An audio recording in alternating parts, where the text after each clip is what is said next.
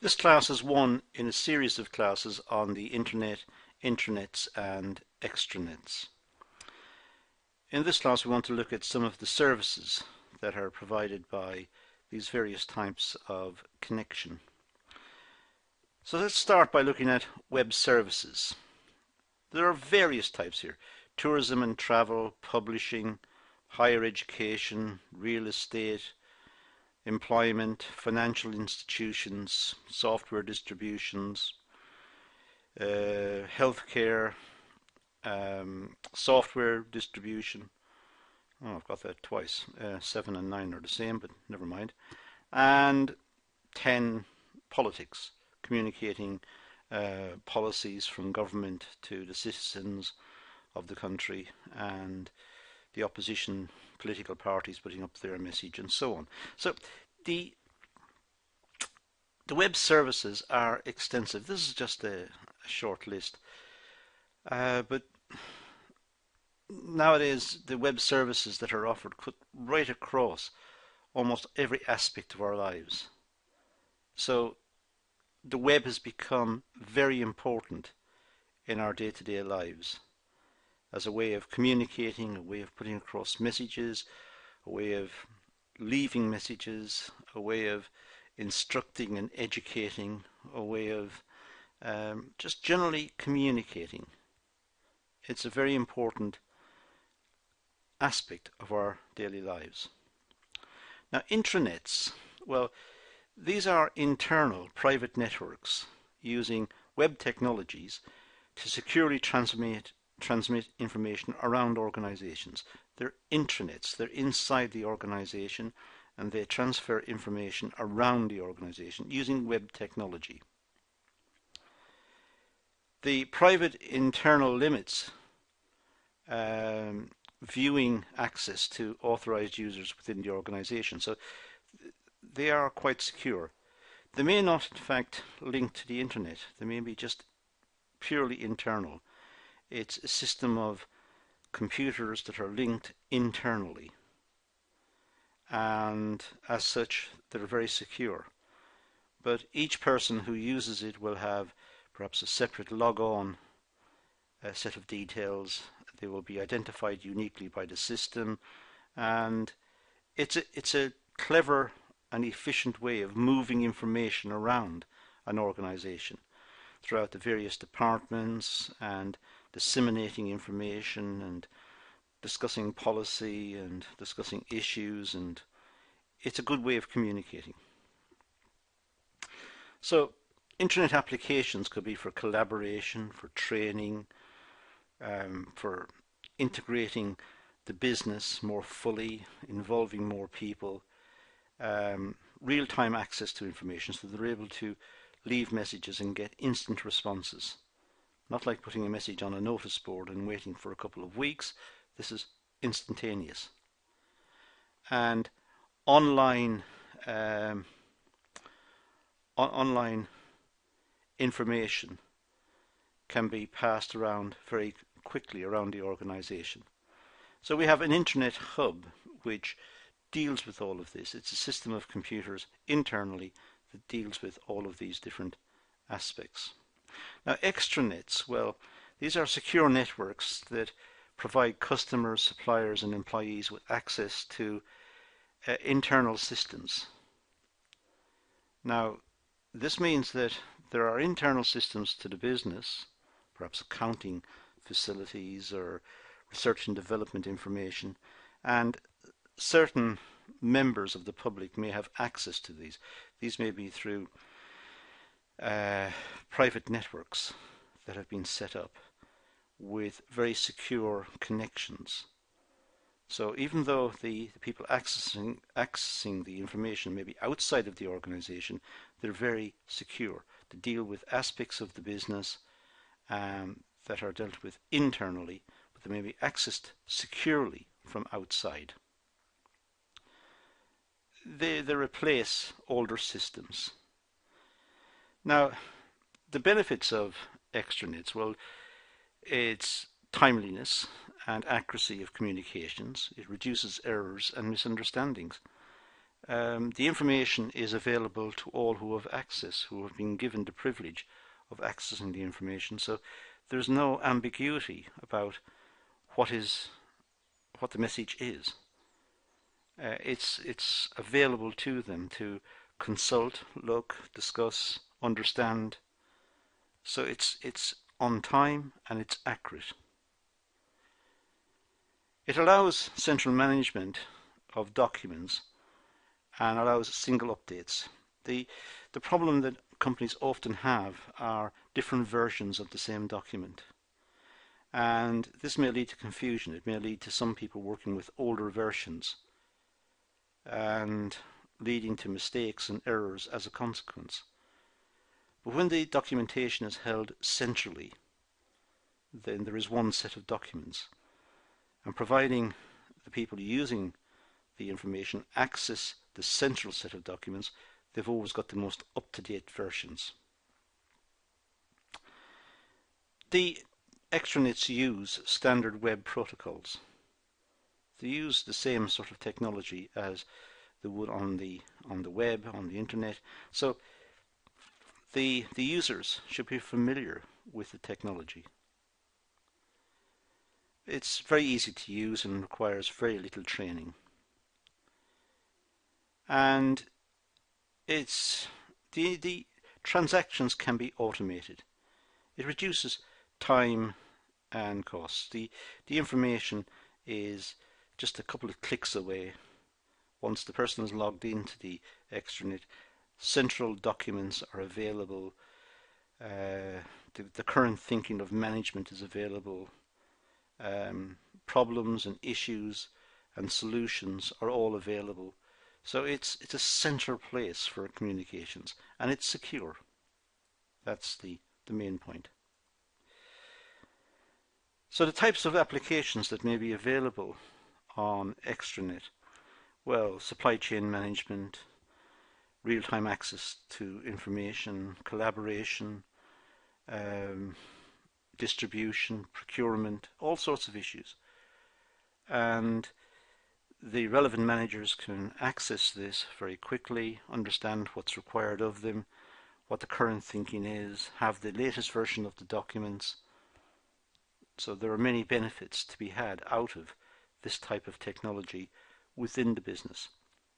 And of course, as I said earlier, this information can be accessed from outside the business using secured private lines, private networks.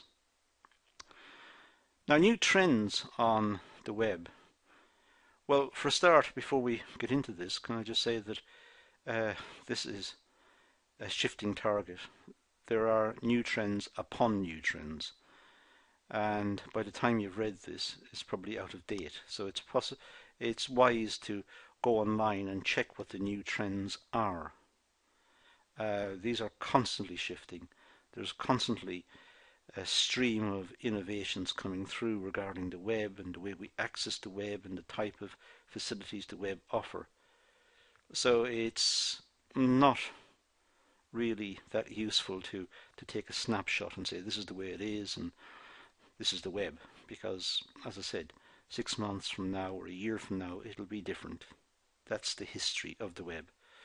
But nonetheless, just to give a flavour of the type of things that we're familiar with at this moment in time. Web applications are becoming more interactive. We have greater facility to interact with the applications. These might be apps on a smartphone, or it may be websites which have greater interactivity built in. We're able to interrogate them, almost using fuzzy logic, almost trying to find out what the answer is. So we're able to interrogate the site, we're able to interact with the site, we're able to deal with the site in a much more meaningful way. Not just information coming at us from the site to us. We're able to feedback comments and ideas and get them stored appropriately. So there's much more collaboration as a consequence of the way that the web is developing. And this is likely to continue and become even more so in the future. Blogs are always a popular way of people coming together and sharing ideas. A blog it's a community based around a particular idea or a particular set of ideas, and members of the blog, people who have signed up and subscribed to the blog, are able to go in, leave messages about a particular topic, answer queries, help people who have got particular issues and questions, and disseminate information, pass out information. Blog is just a short for a web blog. Could be a journal or a newsletter that's updated frequently and intended for the general public. But it also has some sort of response that the people reading it may want to respond to certain points and criticize certain parts and make improvements and recommend improvements and so on. So it's a very lively area, and the purpose of the area is to refine the thinking, and so that anyone participating in that blog will have greater knowledge and greater expertise as a consequence of participating in the blog. There are examples of blogs. The more famous one is WordPress, which is a free download, and many sites are based on WordPress. But Google has Blogger. In fact, there are many available, and they're easy to set up, and once people subscribe to them, a community comes together under that particular blog, and they're able to discuss topics of mutual interest. Wikis are situations where someone publishes an article and gets others to read it and correct it and make improvements, and so a second draft may go up, which is an improvement on the first one, and someone else may add more points to it, and eventually this document becomes elaborate and detailed and very precise, and it's been improved by people reading it. And that's the idea of a wiki. A wiki is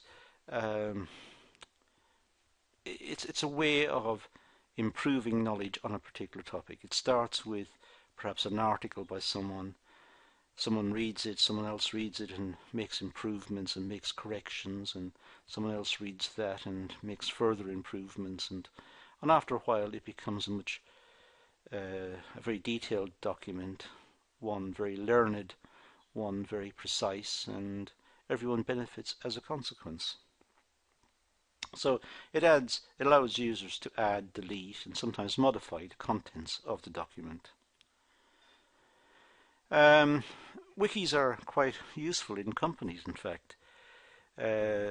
Someone within the company may have a good idea, or they consider to be a good idea, and they publish it on the internet as a wiki.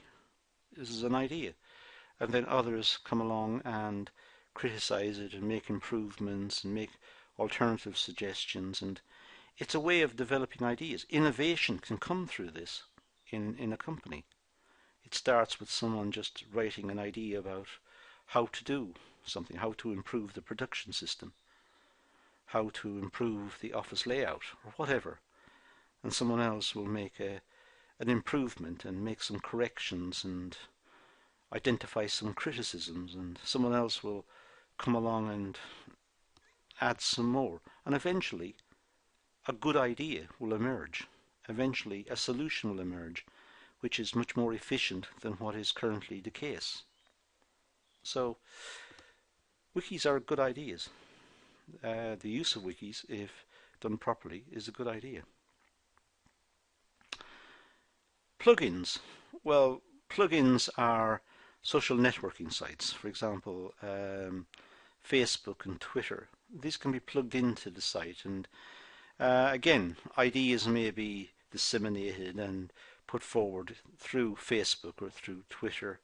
Twitter is a much shortened version. People have to make very quick, tight responses because they're limited to the number of characters they can use. Facebook, much more elaborate. There's also something called really simple syndication, although there is a debate over whether that is the right term. But RSS feeds means that someone may, with very simple technology, be able to, let's say, put up a sound file, and others may access the sound file through certain pieces of software that they're able to plug into their browser, and they're able to listen to what the person has to say, and perhaps they're able to make responses, perhaps send emails, or go to a blog and make comments about the RSS feed and try to improve what was said or what was put forward as an idea. So RSS feeds are also quite important. Podcasting, electronic audio files posted on the web for users to download to their mobile devices. Quite common. Someone puts a sound file up and then others may download it onto their phones and listen to it while sitting on the train or on the bus on the way home from work. So podcasting is a way in which information again may be disseminated. So over the overview and brief history of the internet and the web, well, it's all to do with improvements that have been made in communications and in the experiences that people have in using the web, the quality of the experience, the interactivity, and the ways in which information can be refined on the web. Navigational tools have improved immensely so that it's easy to find the information. Search engines have improved, and there is an easier way of locating information than in the past. And when the information is located, they can come in directories. It may be several pieces of information linked to a particular query, search query. Internet services have improved. The use of webinars and telephony and so on. So it's a much richer place than in the past, and that trend is likely to continue. So we have email, news groups, instant messages, and all of those are in turn improving, and the facilities they offer is improving. Web applications and the service industry, for example, education. There is a greater drive towards the development of virtual learning environments and ways in which information can be stored online for students to access and to read over when it's more convenient, when they're able to set aside some quality time in their lives, in their evenings or in the afternoons or whatever, and sit down and study and think carefully about what is said and what is happening. And the use of intranets and extranets within businesses to promote the business, promote ideas within the business, to facilitate communications within the business, all very important. And of course, there's the never-ending drive for further innovation in the context of the web, Web 2, Web 3, and watch the space. In a year's time it'll be Web 4, Web 5, whatever, and what we've got now will seem almost primitive by what we will experience in the future, chances are. So we have many things happening in the context of the internet. We have many facilities that it offers compared to in the past, and the chances are we can look forward to even better facilities in the future. That's all I'm going to deal with in this session. As I said, it's one of several talks on internet and the intranets and extranets and the types of technology and the benefits of using these technologies in a business context. So let's leave it at that, and let's say thank you for watching.